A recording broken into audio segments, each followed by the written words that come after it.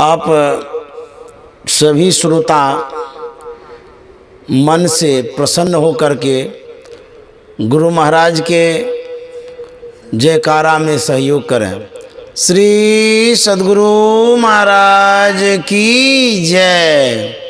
नमामि अमित ज्ञान रूपम कृपालम अगम बोध दाता सुबुद्धि निधि विशालम क्षमाशील यति धीर गंभीर ज्ञानम धर्म कील दृढ़ थीर समधीर ध्यानम जगत त्राणकारी अघारी उदारम भगत प्राण रूपम दया गुण्य पारम नमो सद गुरुं ज्ञान दाता सुस्वामी नमामि नमामि नमामि नमामि।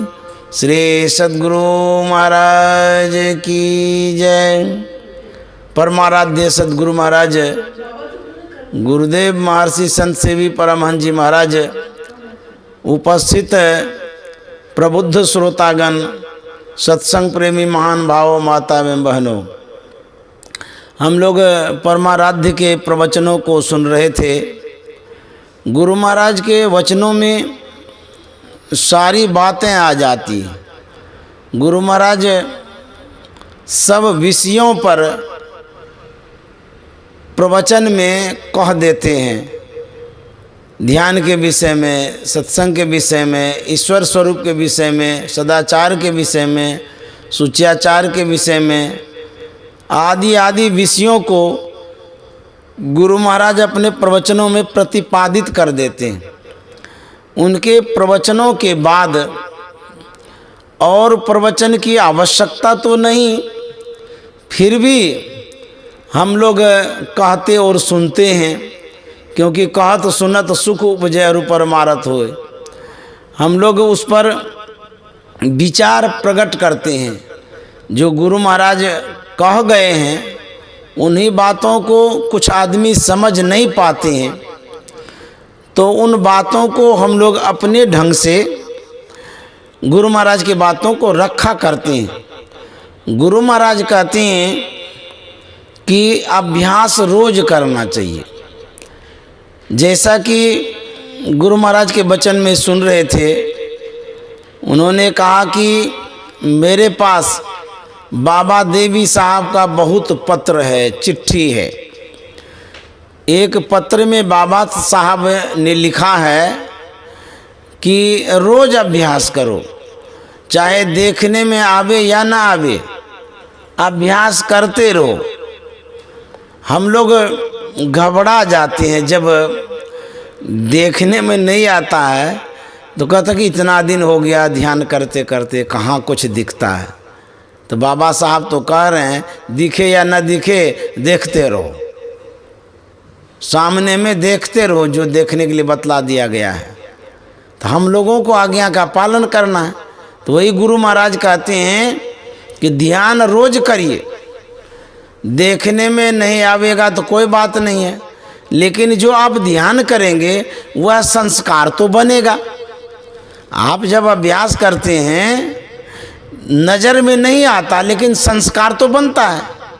तो गुरु महाराज कहते हैं यह जो संस्कार ध्यान का है, सत्संग का संस्कार, ध्यान का संस्कार यदि आप लेकर के मरते हैं तो और जो योनि में आप जाएंगे तो कहते हैं मनुष्य शरीर मिलेगा।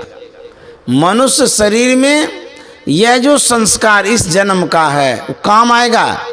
श्रीमान के यहाँ जन्म लेंगे और भक्ति करेंगे तो जितना किया हुआ इस जन्म का मानव शरीर में जो अभी हम लोग हैं, जितना किया हुआ रहेगा वह बाद में काम आएगा। तो गुरु महाराज कहते यह संस्कार लेकर के मरना है।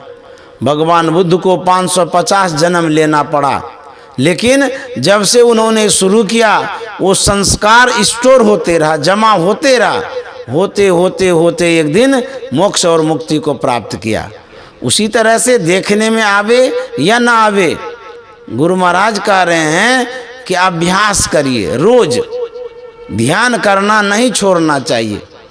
बाबा साहब कहते थे कि जब आप सोने के लिए जाते हैं उस समय भी ध्यान करते करते सो जाइए तो बुरा स्वप्न नहीं होगा।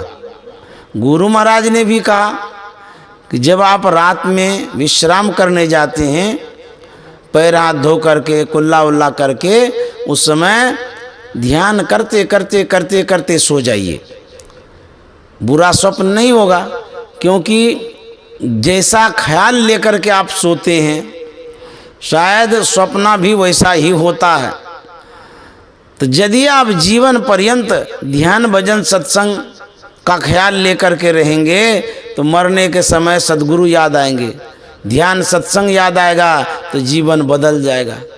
जैसे जड़ भरत को देखिए, उसकी कहानी हम लोग सुने हैं। जड़ भरत जो था हिरण का बच्चा पाल रखा था, उसमें उसको ममता हो गया था, स्नेह हो गया था। अंतिम समय में उसका ख्याल हिरण के बच्चों पर चला गया। आहा, अब तो हम जा रहे हैं, देखने वाले तो हम ही थे, अब इनका क्या होगा। इतना मोह था कि उसी ख्यालों में वो मरे। कहता जहाँ आशा तय बासा साधो, मन का यही तमाशा। आशाएं जहाँ लगी रहेगी, आशा डोरी गले बीच बांधो। जहाँ आशा रहेगा वहीं बासा होगा, निवास होगा। तो कहते हैं कि जड़ भरत का ख्याल हिरण के बच्चों पर जो गया, मरने के समय वही ख्याल रहा। जानते हैं वही जन्म का कारण हुआ, उसी में वो चले गए, हिरण बन गए। लेकिन जो उनका अच्छा संस्कार था, सज्जन वाला संस्कार, सत्संग वाला संस्कार, वो रहा। हिरण शरीर में जरूर गया लेकिन संस्कार उसका रहा। तो कहते हैं कि हम अपने ख्यालों को भजन में लगा के रखें, सत्संग में लगा के रखें, पाठ में लगा के रखें। यदि ऐसा ख्याल रहेगा तो मरने के समय उत्तम ख्याल रहेगा और उत्तम योनि में जाएंगे। दिन भर जो काम करते हैं रात में स्वप्न में वही देखते हैं। उसी तरह से जीवन पर्यंत जो काम करेंगे मरने के समय वैसा ही ख्याल होगा। तो जब अच्छा ख्याल होगा, अच्छे ख्यालों से मरेंगे तो अच्छी योनि में जाएंगे, अच्छे लोक में जाएंगे, उत्तम शरीर को पाएंगे। इस तरह से ख्यालों को बनाना होता है। गुरु महाराज ने माध्यम दिया, गुरु महाराज एक प्लेटफॉर्म दिया, एक अवसर दिया, स्थान दिया कि अपने आप को यदि बनाना चाहते हो सत्संग में आओ। इसी सत्संग में आप अपने को बना सकते हैं, अपने ख्यालों को सुधार सकते हैं, जीवन को बना सकते हैं। अन्यत्र आप घर में रहते हैं तो खाने की चर्चा होती है, कपड़ा पहनने की चर्चा होती है, हाल समाचार पूछते हैं, भौतिक जीवन के लिए पूछते हैं। घर में तो यही सब चर्चा होती है। चौक चौराहे पर जाते हैं तो सिर्फ भौतिक जीवन की बात होती है, खाना पीना हेन टेन हाल समाचार सब। दुनिया में कहीं भी चले जाइए सिर्फ पेट और भात की बात सुनने को मिलेगा, लेकिन सत्संग में आ जाइए ज्ञान वैराग्य की बात सुनने को मिलेगा। सत्संग में आने से हमारा संस्कार उत्तम होता है और हम अपने जीवन को अच्छा बनाते हैं। इसलिए संतों ने कहा सत्संग से लागी रहो रे भाई, तेरी बिगड़ी बात बन जाए। जो सत्संग से लगा रहता है उसका बिगड़ा हुआ जो बात है वो बन जाता है। तो अपने आप को बनाना चाहते हैं, इस सत्संग से जुड़े रहिए। गुरु महाराज ने लिखा है कि बाबा साहब कहते थे कि जहाँ रहो सत्संग करो। अब देखिए बाबा साहब की बातों को बराबर उजागर किया करते थे गुरु महाराज, महर्षि में ही परमहंस जी महाराज। तो बाबा साहब गुरु महाराज को कहते थे जहाँ रहो सत्संग करो। अब जहाँ हम हैं वहीं सत्संग करते रहिए। महात्मा हैं उत्तम बात है, अच्छी बात है, नहीं हैं तो अपने से स्तुति विनती और ग्रंथ का पाठ कर लिए या किसी से पाठ करवा लिए, यह भी एक सत्संग है। उसके बाद आप समय समय पर जब ध्यान करते हैं तो यह भी एक सत्संग है। तो तीन तरह का सत्संग है। महात्मा को बुला करके करा सकते हैं, पाठ सदग्रंथों का करके कर सकते हैं, तीसरा है ध्यान करके कर सकते हैं, इस तरह से गुरु महाराज ने अवलंब दिया है कि जहाँ रहिए वहीं सत्संग करिए। जहाँ आपको अवकाश मिलता है साधु महात्माओं के समूह में जाने का, तो आप वहाँ भी जा सकते हैं। नहीं अवकाश मिलता है तो घर में रह कर के कर सकते हैं। गुरु महाराज ने कहा है कि ब्रह्म मुहूर्त में उठिए, उठ करके ध्यान करिए। उसका नाम ही है ब्रह्म मुहूर्त। ब्रह्म माना ईश्वर, भगवान, देवता का वो समय है। देव लोग उस समय विचरण करते हैं। किस समय? ब्रह्म मुहूर्त में। जो 3 बजे भोर का समय होता है वह ब्रह्म मुहूर्त है। उस समय शांत भी होता है, एकांत भी होता है। उस समय बैठ कर के यदि अभ्यास करते हैं तब विशेष एकाग्रता बढ़ती है। वैसे तो आप ब्रह्म की ओर जब विचरण करते हैं वो ब्रह्म मुहूर्त ही है। ब्रह्म मुहूर्त का मतलब ब्रह्म का समय। तो जब आप ध्यान करते हैं वो ब्रह्म का ही समय है। ब्रह्म का जब चिंतन करते हैं ब्रह्म का समय है। तो किसी भी समय आप ध्यान करते हैं तो वो ब्रह्म मुहूर्त है। लेकिन विशेष बेला को संकेत में बताया गया है कि सवेरे जो ब्रह्म मुहूर्त है वो विशेष अच्छा होता है, शांत भी होता है, एकांत भी होता है, और उस समय कोई हलचल भी नहीं। अब परिवार संबंधित या बाल बच्चे का कोई काम भी नहीं होता है, कोई काम नहीं है उस समय, न घर गृहस्थी का कुछ नहीं। निश्चिंत होकर के चुपचाप अपना रैन जाग कर ध्यान में बैठे रहिए, ध्यान करते रहिए। वह एक अच्छा अवसर है। दिन में तो कहते कि हमको काम है, रोजगार है, फुर्सत नहीं है, तो रात में करिए। कहेंगे रात में तो सोने में अच्छा लगता है। तो सोने में अच्छा लगता है तो इतना सो लीजिए जितना से आपका काम हो जाए, उसके बाद बैठिए।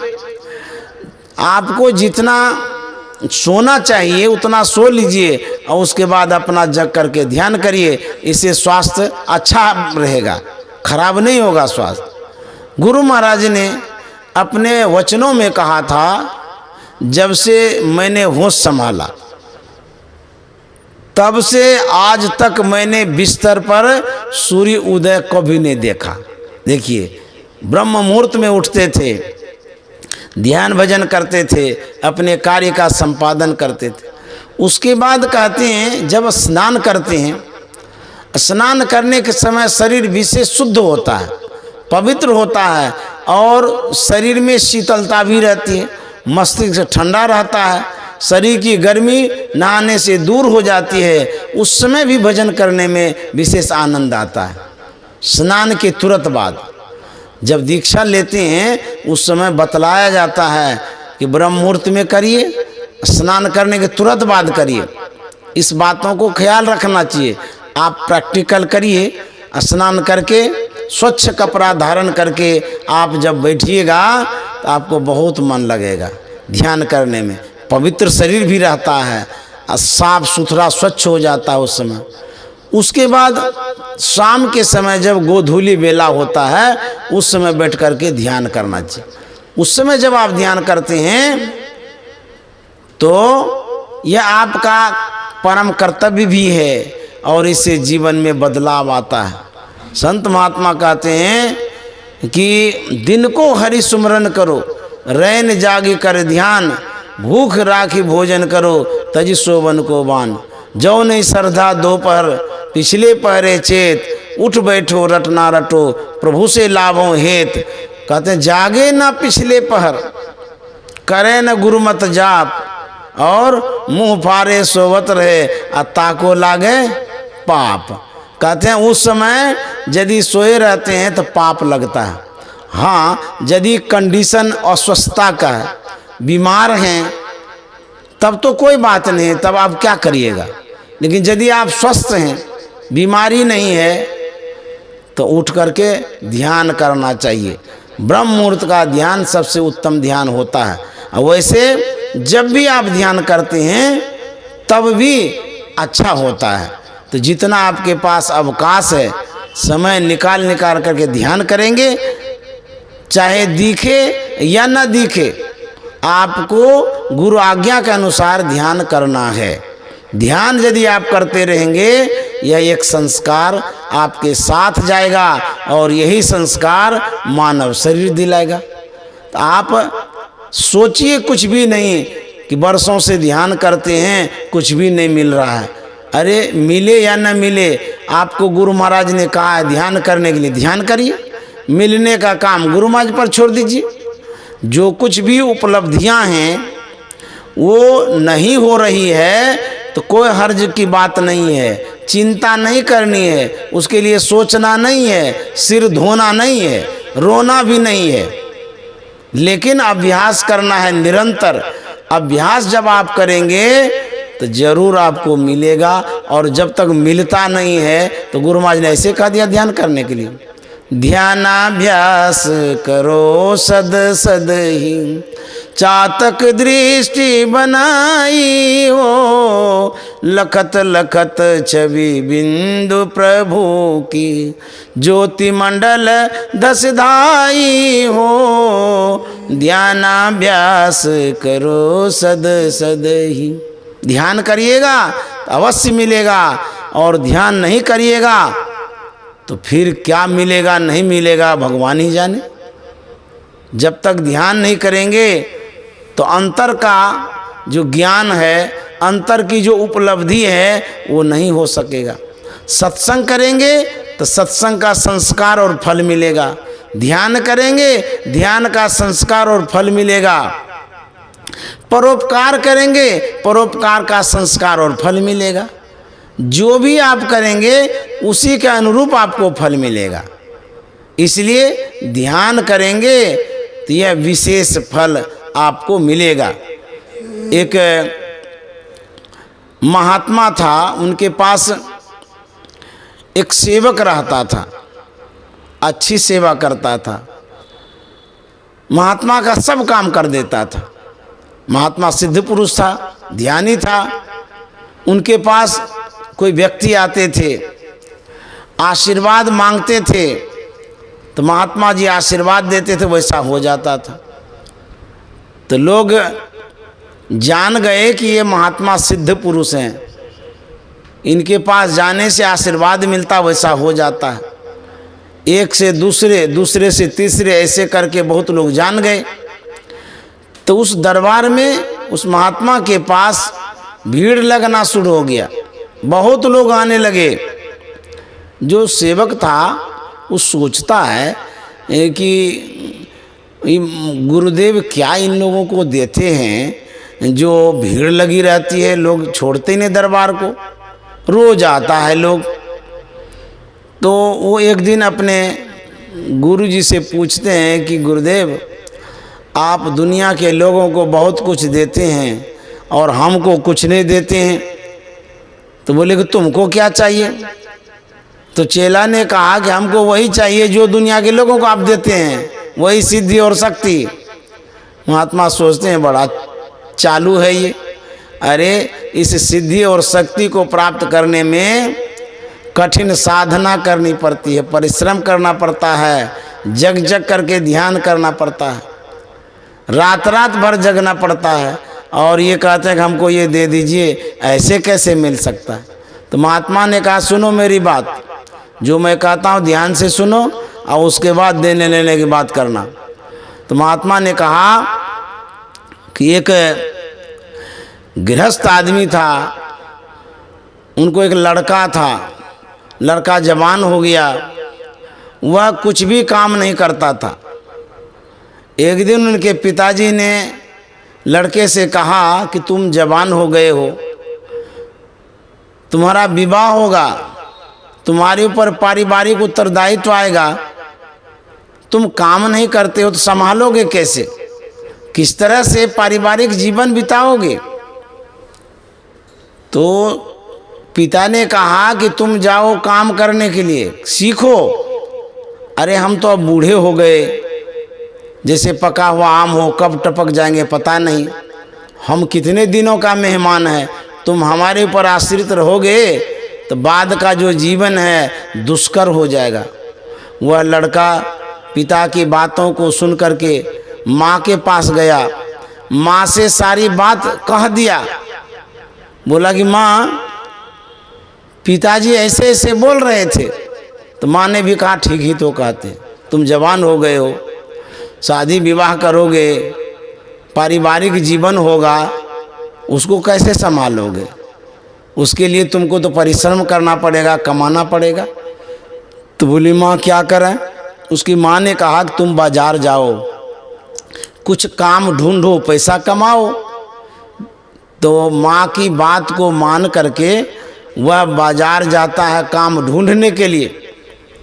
ढूंढते ढूंढते ढूंढते शाम हो गई, लेकिन किसी ने काम नहीं दिया। खाली हाथ वो घर लौटा। माँ के पास गया, कहता कि माँ मैंने प्रयास तो किया, बाजार गया था काम ढूंढने के लिए, लेकिन संजोग ऐसा कि किसी ने काम नहीं दिया। नए आदमी को कोई जल्दी रखना नहीं चाहता, कोई काम देना नहीं चाहता, अब लड़ेगा, नाड़ी है कि क्या है। तो माँ ने कहा कि बेटा कोई बात नहीं है, मेरे पास एक लाल है, वह लाल जाकर के पिताजी को दे दो और कहना कि आज दिन भर की कमाई का लाल है, पिताजी खुश हो जाएगा। तो माँ ने लाल दिया अपने लाल को, वह लाल लिया गया पिताजी के पास। पिताजी से कहता है कि आज दिन भर की कमाई का ये लाल है। पिताजी कहता वाह बेटा बहुत अच्छा, जाओ इसको कुएं में डाल दो। वो गया, जाके कुएं में फेंक दिया। उसके बाद दूसरे दिन वो गया कमाने के लिए।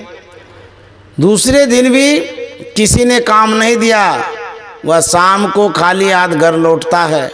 माँ के पास गया, बोला माँ ये तो ऐसा संजोग है कि आज भी कोई काम नहीं दिया, अब क्या होगा? माँ ने कहा कि बेटा मेरे पास एक और लाल है, आज तो मैं दे देती हूँ, उसके बाद मेरे पास लाल नहीं है। यदि तुम कल काम करके नहीं आओगे, कुछ कमा के नहीं आओगे, तो तुम्हारा क्या हाल होगा सो तुम समझना। ये लो लाल। तो दूसरे दिन भी लाल दे दिया। वह लेकर के गया पिताजी के पास, कहता पिताजी ये आज दिन भर के कमाई का लाल है, ये ले लीजिए। तो पिताजी ने कहा बेटा वाह बहुत अच्छा है, जाओ इसको कुएं में डाल दो। गया सीधे कुएं में डाल दिया। अब तीसरे दिन की पारी है, बारी है। वो लड़का सोचता है कि आज यदि कमा करके नहीं ले जाएंगे तो पिताजी बड़े बिगड़ेंगे। 2 दिन तो लाल दे दिए, माँ ने इज्जत बचा दिया, और आज यदि नहीं कमाएंगे तब तो लाल नहीं है और बेहाल हो जाएगा जीवन। वो गया, अथक परिश्रम किया, कोई काम दिया, पूरा पसीना चुआ चुआ के काम किया, बहुत मेहनत किया। उसके बाद शाम के समय उसे 2 पैसे की मजदूरी मिलती है। वह लेकर के घर लौटा, माँ से कहता कि माँ 2 पैसे की कमाई हुई है, ये लो। बोले जाओ बेटा पिताजी को दे देना। वो गया पिताजी के पास, पिताजी से कहता है कि पिताजी आज 2 पैसे की कमाई हो गई है, ये लीजिए। बोले वाह बेटा बहुत अच्छा है, जाओ इसे भी कुएं में डाल दो। वो लड़का कहता है कुएं में हम डालेंगे, हरगिज नहीं डालेंगे, बाप रे बाप पसीना चुआ चुआ के तो हम 2 पैसा कमाए हैं, इसको कुएं में डालने कहते हैं। पिता ने कहा कि बेटा वो 2 दिन जो तुम कुएं में लाल डाल दिया, इसका मतलब है तुम्हारे पसीने के कमाई का नहीं था, तुमको तो कोई मोह ममता था नहीं, दूसरे की कमाई का लाल था, इसलिए तुम कुएं में डाल दिया। और आज तुमने परिश्रम करके कमाया है तो 2 पैसे का तुम कीमत समझ रहे हो, इसीलिए कुएं में नहीं डालता है। तो महात्मा ने कहा चेलवा से कि देखो जी मैंने परिश्रम किया है, उसका महत्व मैं देता हूँ, तू भी परिश्रम करो, ध्यान करो, अभ्यास करो, तुमको जो मिलेगा उसका तुम महत्व दोगे। यदि मैं कृपा करके तुमको दे दूंगा तुम फालतू समझोगे, लुटा दोगे, मिटा दोगे, बर्बाद कर दोगे। इसलिए तुमको ध्यान करना चाहिए, अभ्यास करना चाहिए, तुमको भी मिलेगा और तब तुम रख सकोगे। सदगुरु सब कुछ दिन देत कछु ना रहियो, हम ही अभागिन नारी सुख तजी दुख लियो। सदगुरु तो सब कुछ देते हैं, लेकिन हमको लेना ही नहीं आता है। लेना चाहिए क्या तो लेते क्या है। सदगुरु कैसे देते हैं? सद्गुरु जैसे आपके घर में बिजली का कनेक्शन है, पंखा में है, बिजली में है, सब जगह कनेक्शन है। यह जो कनेक्शन आप लिए हैं बिजली का, कहाँ से लिए हैं? ट्रांसफार्मर से लिए हैं। और उसमें कनेक्शन कहाँ से आया है? पावर हाउस से आया है। अच्छा, यदि कोई पावर हाउस से डायरेक्ट कनेक्शन ले ले तो आपके घर की स्थिति क्या होगी? आग लग जाएगी, कार जल जाएगा, पंखा जल जाएगा, संभाल नहीं सकेंगे उतने पावर को। तो आप पावर हाउस से कनेक्शन नहीं ले सकते हैं। बिजली विभाग ऐसा करता है, उस पावर हाउस में जो पावर है, विद्युत धारा है, उसको डिवाइड करता है, बांटता है। वो सबसे पहले ट्रांसफार्मर में भेजता है। आपके सड़क के किनारे, आपके पास सड़क के किनारे ट्रांसफार्मर है, देखिए सब जगह है ना। तो वो जो ट्रांसफार्मर है कुछ लिमिट व्यक्तियों के लिए है, उसमें जो पावर है सीमित व्यक्तियों के लिए है। ऐसा नहीं कि पूरे रायपुर के लिए आपके ट्रांसफार्मर में। आपके जो बगल में ट्रांसफार्मर है उसमें आपके घर में, पड़ोस के घर में और किसी के घर में है, सबके लिए नहीं है वो। तो उसमें पावर कम है, तो वो जो ट्रांसफार्मर है उसमें जो विद्युत है वो आपके घर तक उतना ही आया हुआ है जितना का आपने कनेक्शन लिया है। 1 kV का, 2 kV का जो पावर आपने लिया है उतना ही आपके पास आया हुआ है जितने kV का आपने लिया है।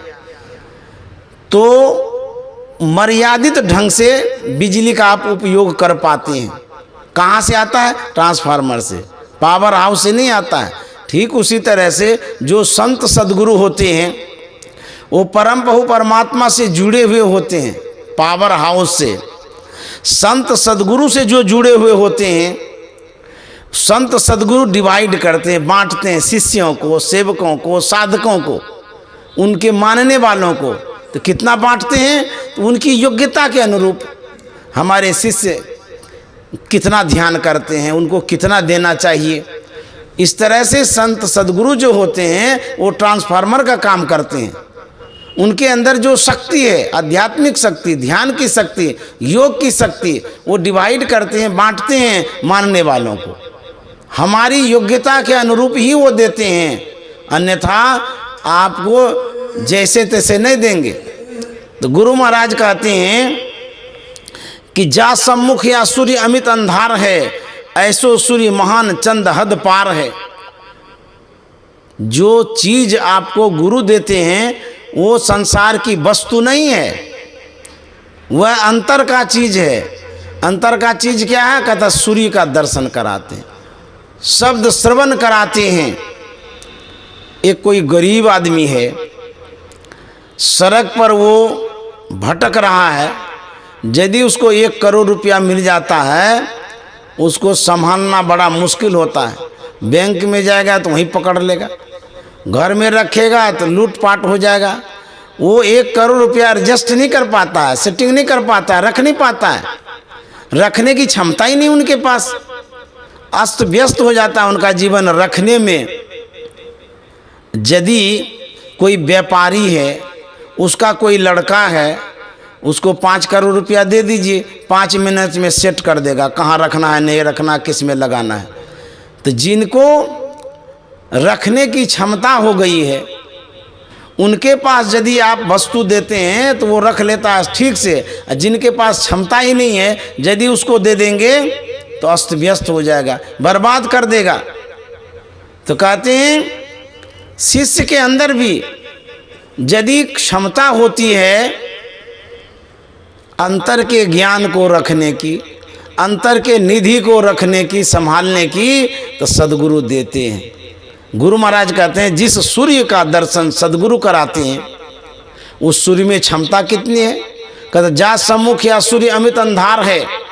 सौर मंडल में जो सूर्य उदय हुआ है वह सूर्य और अंतर का जो सूर्य है, दोनों में आसमान धरती का फर्क है।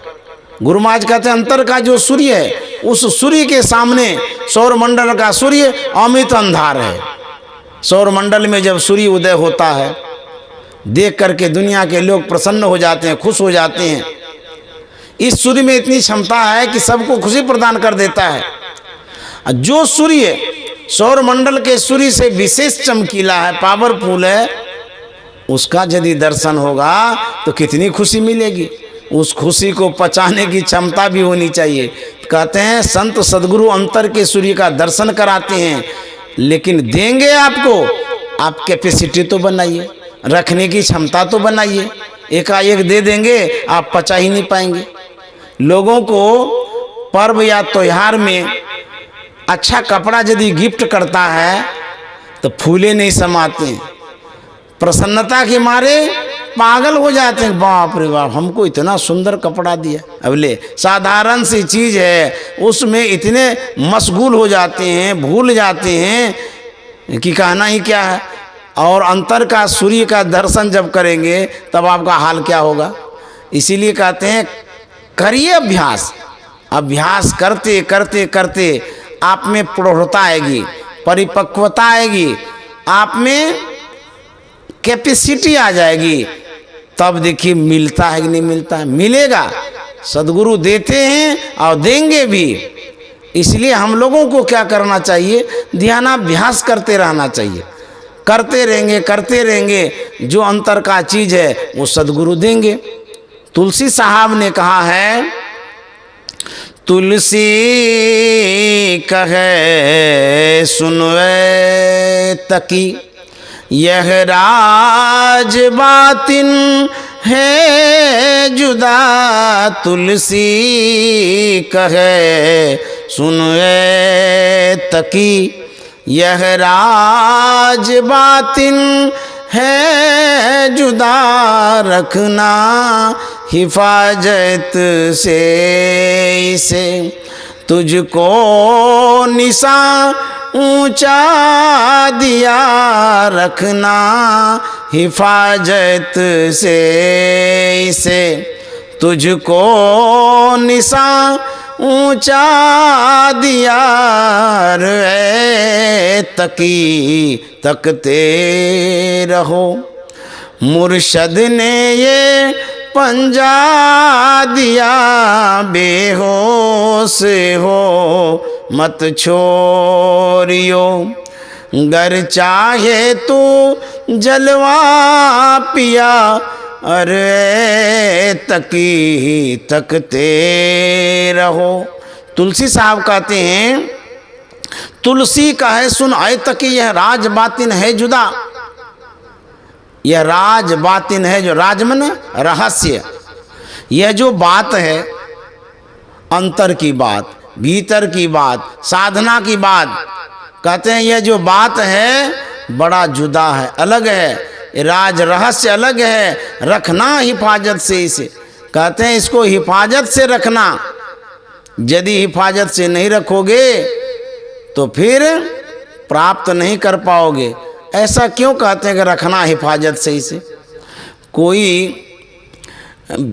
व्यक्ति कमा करके जमा करता है, कोई भी हो जो जमा करता है, जब संसार से जाने लगता है, अपने बेटे को, परिवार को, कुटुंब को संबोधित करता है, समझाता है, सिखाता है कि देखिए मैंने जो कमाया है, खून पसीना ये करके कमाया है, यह जो धन दौलत है इसको आप ठीक से रखिएगा, नहीं तो बर्बाद मत करिए, हमको बहुत दुख होगा। तो जो कमाता है वही बताता है कि बड़े परिश्रम से हम इसको एकत्रित किए हैं। तो तुलसी साहब ने कमाया है, साधना किया है, परिश्रम किया है। तो उसके परिश्रम को यदि आप देखेंगे, उनके जीवन को पढ़ करके देखिए, तो तुलसी साहब ने कहा कि तुमको जो मैंने भेद दिया है, जो राज बतलाया, जो रहस्य बतलाया है, हमको पाने में बड़ा परिश्रम करना पड़ा है, इसलिए रखना हिफाजत से इसे। तुझको निशा ऊंचा दिया। निशा मन निशाना, प्रतीक, पहचान, झंडा। ये संत मत का जो ज्ञान है, जो आंतरिक ज्ञान है, ये जो निशाना तुमको दिया है, जो भेद बतला दिया है, बड़े ऊंचे दर्जे का। साधारण मत समझना, लुटा मिटा मत देना। संत मत का जो ज्ञान है सबके पास नहीं है। तुमको मैंने कृपा करके बतला दिया है, इसीलिए कहते रखना हिफाजत से इसे, तुझको निशान ऊंचा दिया। बहुत ऊंचे दर्जे का निशाना दिया, इसको हिफाजत से रखना है। इस बात को समझना बहुत जरूरी है। यदि कोई न समझे तो लाभ की जगह हानि होगी, हानि हो जाएगी, दिक्कत हो जाएगा। तो कहते हैं इस बात को समझना बहुत ज़रूरी है कि किस तरह से हमको इस ज्ञान को रखना है और ज्ञान को समझना है। वही तुलसी साहब कहते हैं कि संत मत का जो ज्ञान है बड़ा अद्भुत है, अंतर का है, ये परिश्रम करना पड़ता है। हंस हंस कंत न पाया, जिन पाया तिन रोय। जो जिसने भी पाया है उसको बहुत परिश्रम करना पड़ा है, बहुत कठिन। मीराबाई रात रात भर भगवान के लिए रोती थी, भगवान को पाने के लिए उनका आंचल भीग जाता था। देखिए कितना परिश्रम करना पड़ता है ध्यान करने के लिए। तो हम लोग भी जो तुलसी साहब ने दिखाया है, जो बताया है, जो सिखाया है, उसके अनुरूप हम लोग ध्यान करेंगे, तब जा कर के हम लोगों को भी उपलब्धि होगी। इस बात को समझना बहुत ज़रूरी है। नहीं समझने वाले की क्या होती है, नहीं समझने से क्या होता है सो बताते। एक लघु कथा है। एक वृद्ध व्यक्ति था, वह जब मरने वाला था अपने पुत्र को पास बुलाया और बुला करके मन की बातों को कहने लगा, अंतिम इच्छाओं को जताने लगा, बताने लगा। वह वृद्ध अपने पुत्र से कहता कि बेटा मेरी अंतिम इच्छा है, मेरे मरने के बाद उसको पूरा जरूर तुम करना। पुत्र भी आज्ञाकारी था, बोले पिताजी आपकी जो इच्छा होगी एकदम जरूर पूरा करूँगा, आप बताइए तो सही। पिता ने कहा कि स्वादिष्ट भोजन करना, उसके बाद ठंडा ठंडा जाना, ठंडा ठंडा आना, अल्लाह ना लगा के तगादा नहीं करना। बोले हाँ पिताजी अक्षरशः मैं पालन करूँगा। उनके पिताजी का शरीर छूटता है, वो संसार से चले गए, लेकिन जो उपदेश उन्होंने दिया बेटे को, जो सिखाया समझाया, समझने में जो उलट फेर हो जाती है। बात यदि सही से नहीं समझेंगे तो लाभ की जगह हानि होगी। तो किस तरह से हानि होगी इस कथा में वही बताया गया है। वो लड़का आज्ञाकारी था, पिता के बातों को मानने वाला था, लेकिन पिता के बातों को समझ नहीं पाया वो। अब वो क्या करता है, वो सोचता है कि हमारे पिताजी ने कहा है स्वादिष्ट भोजन करना, तो जो भी अच्छा अच्छा व्यंजन है बनवाने लगा, अपने भी खाए और सगे संबंधी मित्रों को भी खिलावे। पिताजी की आज्ञा है, यदि पिताजी इसी में खुश हैं तो खर्चा होगा तो होगा, करने लगा। उसके बाद उनको पिताजी ने कहा था कि ठंडा ठंडा जाना, ठंडा ठंडा आना। वो दिमाग लगाया कि ठंडा ठंडा कैसे जाएंगे, ठंडा ठंडा कैसे आएंगे। तो घर से लेकर के दुकान तक का पर घर बना दिया, उसमें भी बहुत खर्चा हो गया। घर कहीं और दुकान कहीं और, तो वहाँ से लेके वहाँ तक कपड़ा का घर बना दिया। वो ठंडा ठंडा जाता था, ठंडा ठंडा आता था। अब लीजिए पिताजी की आज्ञा का पालन करता था, इतना सुपुत्र था वो। उसके बाद दुकान पर जो जाता था, ग्राहक ऐसे भी आते थे, कोई ठगने वाले और कोई ईमानदार भी। कहते थे कि हमको बहुत ज़रूरी है, इतना पैसा हमको दे दीजिए, हम दे देंगे। वो दे देता था, क्योंकि पिता की आज्ञा थी लहना लगाना लेकिन तगादा नहीं करना, लहना लगा के तगादा नहीं करना। अब देखिए होते होते होते 100 पैसा खर्चा हो गया, वो दरिद्र हो गया, वो सड़क पर आ गया। अब वो सोचने लगा हमारे पिताजी ने जो आज्ञा दिया, मैंने उसके आज्ञा का पालन किया, हम तो लुट गए, बर्बाद हो गए। ये कौन पिता की आज्ञा थी, क्या बेकार वाली आज्ञा वो करके गए, कह के गए। हम पालन किए, आज लुट गए, हम बर्बाद हो गए, ये क्या आज्ञा कर दिए पिताजी। वो बेचारा भटकने लगा, ढूंढने लगा उपाय। जब किसी को संकट आता है, दुख आता है, वो पंडित जी के पास जाएगा, पुजारी के पास जाएगा, हाथ दिखाने के लिए जाएगा, तीर्थों में घूमेगा, भटकेगा। इस तरह से यंत्र लेगा, मंत्र लेगा वो। तो वह जो था वह भटकते भटकते एक महात्मा के पास गया। उन्होंने महात्मा से कहा कि महाराज, मैं सुनता था कि पिता की आज्ञा का पालन करने से पुत्र को लाभ होता है और धर्मशास्त्र भी कहता है, लेकिन मैंने पिता की आज्ञा किया और आज सड़क पर आ गए। तो महात्मा ने कहा, ऐसे ऐसे कैसे बोलते हो जी? कोई पिता पुत्र का बुरा नहीं सोचता है, वो भला ही सोचता है, और तुम्हारे लिए तो भला ही सोचा होगा, अब तुम कहते हो सड़क पर आ गए, ये क्या बात है? बोले हाँ, पिताजी ने जो कहा मैंने पालन किया, और पालन करने के कारण हम आज सड़क पर आ गए, आज दरिद्र हो गए। तो फिर महात्मा ने कहा, अच्छा तुम्हारे पिताजी ने कहा क्या और ये कैसे हो गया? वो लड़का ने कहा कि हमारे पिताजी ने कहा मेरी अंतिम इच्छा है, उस इच्छा का पालन करना, तुम पूरा करना। तो हमने कहा बताइए। तो पिताजी ने कहा कि स्वादिष्ट भोजन करना, उसके बाद ठंडा ठंडा आना, ठंडा ठंडा जाना, और लाना लगा के तगादा नहीं करना। यही पालन करने में तो हम बर्बाद हो गए। ये क्या पिताजी ने कह दिया? तो महात्मा ने कहा तुम्हारे पिता ने बड़ा अच्छा कहा है, लेकिन तुमने इस बात को समझा नहीं, नहीं समझने के कारण तुम्हारी ये हालत हुई है। बोले पिताजी ने क्या कहा और क्या मैंने नहीं समझा?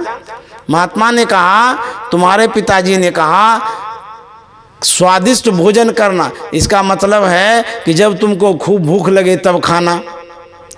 तुम तो खाना पर खाना खाते रह गया और एक से एक व्यंजन बनवाते रह गया, इसमें तुम्हारा पैसा भी बहुत लग गया, सगे संबंधियों को तुमने खिलाया, इसमें पैसा बर्बाद हुआ। तुमको जो पचे, जो रुचे, जो स्वास्थ्यकर हो वैसा भोजन करना था तुमको, पिताजी का यही कहना था। बोले अच्छा, हम तो समझे नहीं।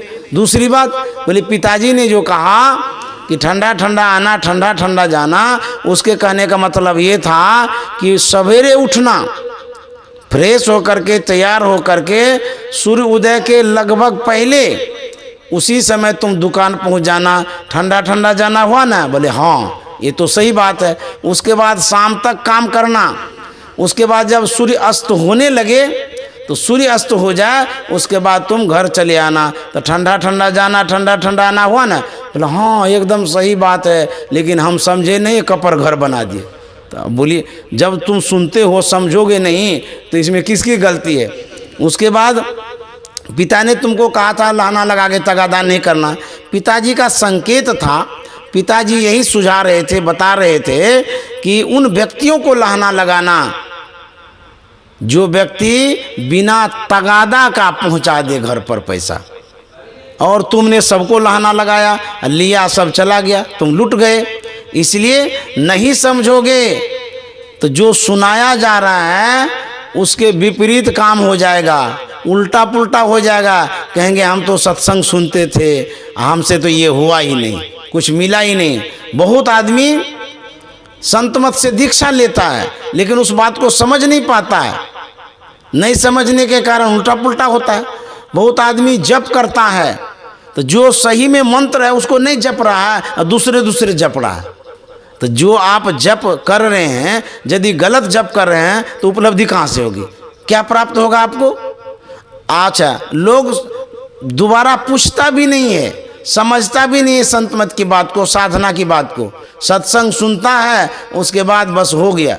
साधना की बात बीच बीच में साधु महात्माओं से पूछना चाहिए, जो दीक्षा देते हैं उनसे समझनी चाहिए बात को कि देखिए मैं जो ये कर रहा हूँ या कर रही हूँ ये सही है कि नहीं है।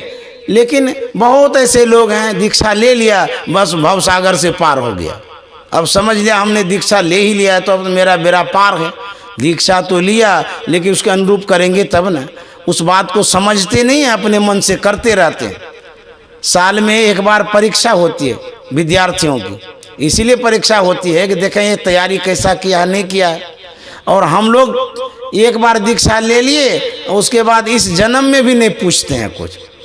साधु से पूछना चाहिए, दीक्षा की बात पूछनी चाहिए, साधना की बात पूछनी चाहिए कि आप किस तरह से कर रहे हैं, नहीं कर रहे हैं, कहाँ भूल हो रही नहीं भूल हो रही है।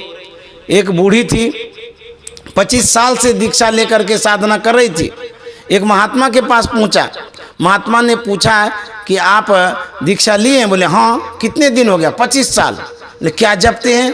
तो बूढ़ी क्या कहती है, ना बाबा हम नहीं बताएंगे, गुरु महाराज जी ने बताने के लिए नहीं कहा है। जिस समय हम दीक्षा ले रहे थे ये प्रतिज्ञा कराया था कि किसी को नहीं कहना, इसीलिए आपको भी नहीं कहेंगे। महात्मा ने विशेष रूप से कहा कि देखिए हम महात्मा हैं, दीक्षा भी हम देते हैं, आप बताइए तो सही क्या कर रहे हैं नहीं कर रहे हैं, जानना चाहते हैं हम। तो बूढ़ी ने कहा हम जप करते हैं। तो बोले गुरु महाराज ने जप में क्या बतलाया? तो बोले कि मानस जप मानस ध्यान। बोले अरे जप में क्या बतलाया? तो बूढ़ी कहती है बतला तो रही हूँ कि मानस जप मानस ध्यान। तो महात्मा ने कहा आप जपती क्या हैं? तो वो बूढ़ी कहती है मानस जप मानस ध्यान, मानस जप मानस ध्यान, मानस जप मानस ध्यान। अब बुझिए ये मानस जप मानस ध्यान ये जप है, इसके जपने से उसको क्या मिलेगा? 25 साल से वो कर रही थी। इस तरह से लोग समझ नहीं पाते हैं, क्या जप रहे हैं नहीं जप रहे हैं पूछबो नहीं करते हैं। इसलिए साधना की बात पूछनी चाहिए, बार बार पूछनी चाहिए, 1000 बार पूछनी चाहिए, समझते हुए भी पूछना चाहिए, क्योंकि ये साधना की बात है, संसार की बात नहीं है, बाहर की बात नहीं है। जब जब पूछने का मन हो पूछिए, नहीं पूछने का मन हो तब भी पूछिए। पूछना चाहिए कि दीक्षा की बात पूछनी चाहिए कि हम ऐसे ऐसे कर रहे हैं, कहाँ त्रुटि हो रही है, कहाँ भूल हो रही है। आप लोग हम लोग क्या करते हैं, बाबा आते हैं और सत्संग सुनाते हैं, आप बड़े अच्छे श्रोता हैं, सुन लिए, बाबा अपने घर और अपने घर, आप अपने घर। इससे नहीं हुआ बाबा क्या सुनाए नहीं सुनाए वो तो सुन ही लिया आप, लेकिन साधना की बात आपको स्पेशली बात करनी चाहिए, समझनी चाहिए, तब साधना में सफलता होगी और तब आपको लाभ मिलेगा और तब आपको जो खोजते हैं वो मिलेगा। नहीं तो भूल भरम हर बार होते रहेगा और कहिएगा कि गुरु महाराज तो हमको अभियो तक नहीं दिए। तो किसकी भूल है नहीं भूल है हमको क्या पता। तो अब जो है ना, अब बाद में बात करेंगे, समय हो गया है। आप लोगों को बहुत बहुत धन्यवाद, साधुवाद। खूब बढ़िया से ध्यान करिए, सत्संग करिए और संत सदगुरु के चरणों में चढ़िए। श्री सदगुरु महाराज की जय, श्री सदगुरु महाराज की जय, श्री सदगुरु महाराज की जय।